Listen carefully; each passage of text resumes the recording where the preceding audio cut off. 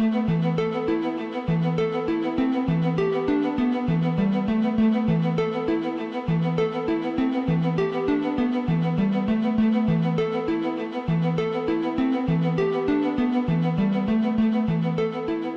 name is Lennox Machoko, popularly known as Sankara in student political circles.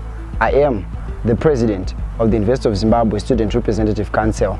I am a student leader who believes in patriotism, democracy and Pan-Africanism. On freedom of speech and involvement of the youth in the political trajectory of the country, I personally think that in Zimbabwe there is what I can call or address to as the museum kind of freedom of speech, which is just on display, which is just mentioned, but practically it is not there. I say this because we have seen the continued incarceration of those who have diverging political views, especially those affiliating with the opposition, something which practically shows that there is no freedom of speech in Zimbabwe. And then coming to the part of youth involvement in the political trajectory of the country, I think that as youth we are not part of the trajectory of the country, and that is something which is so sad. We are just in the periphery of that trajectory, as evidenced by the leadership of those who are above 80, those who are very old, and the youth continue not to have practical space in the political trajectory of the country. On the picture of an ordinary youth, I would want to say that unemployment is the first feature or the most common feature of an ordinary youth.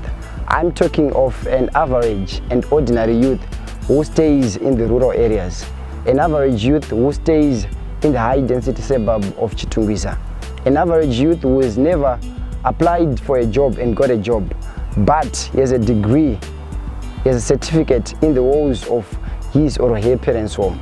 That's the correct picture of an ordinary youth that I have in my mind at the moment. Honestly, I would want to say that we are a generation that has been forced to accept mediocre educational systems. We are in a country where the educational system is not at par with international standards. In this age, we still have students who learn under makeshift infrastructure. In this computer age, we still fail to provide basic educational infrastructure. Therefore, due to that, I cannot be forced to say that our education is in safe hands. Our education has faced a lot of edits, unnecessary edits. For example, the new programs that have been introduced, we are going towards a crisis. The crisis number one that exists is that we have programs or certain fields that the country cannot accommodate at the moment. We are producing a graduate who we cannot provide employment or provide an industrial space to occupy. Honestly, our health system is in shambles. We have a health system which is inaccessible to the bigger populace of the country. An average, I'm always looking at the average citizen of the country. An average citizen of the country cannot afford the basic health services. If you go into the streets and ask an average student, an average citizen, how many times he or she has visited the hospital, he or she will tell you maybe since his or her birth, he has never visited the hospital. Not because he has never been sick, but because he has never afforded. We have a health system where the services are inaccessible to the majority and they are expensive. On top of being expensive, they are also not at par with international standards. We still have the major hospitals in the country lacking some of the basic medication that are expected to be there at central and provincial hospitals. So due to that, I will say that our health system needs some support and strict focus on it is needed. To some extent, I feel that all of us as a country have contributed to the downfall of our economy, to the downfall of our social systems. And coming to the issue of politicians, I also feel that both of them have contributed to some extent, though there is one side that has contributed much. On the right side, we have politicians who have been in charge of this country for the past 40 years. And they have significantly contributed to the downfall of this country. And then on the left side, I feel like to some extent they have not been doing so much. They have not been doing enough in the positions that they occupy, be it maybe as members of parliament or as members of city and town councils. But well, they will always argue maybe there are some limitations that exist because of the system. Well, if I was to meet the number one, my message would be, the first point of my message would be for him to know where the message is coming from. I would want him to know that the message is not coming from one Lennox Machoko, but rather the message is coming from the youth. The message is coming from a youth who has never experienced good life. The message is coming from a youth who has never seen the other side of the coin. The message is coming from a youth who has normalized the abnormal.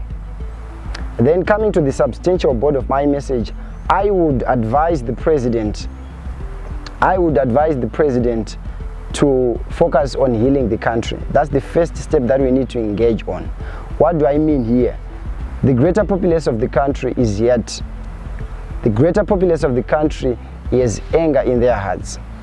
Who do I refer to? We have the victims of the Gukurawundi. We have the victims of political massacres that have happened in this country since 2000, especially targeting those who are opposition affiliates. We have victims of the August 1 shootings. We also have victims of unparalleled opulence and corruption perpetuated by the elite. All those people, they contribute a greater part of our population, and they are it. So for us to start moving forward, we need to agree and settle our past grievances.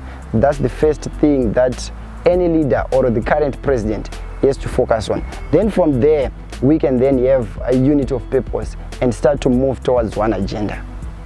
That's the first point of my message. And then the second point would be specifically directed towards the constituents that I represent, the constituents of students, the constituents of the youth, because the students contribute a greater part of the total youth population in this country.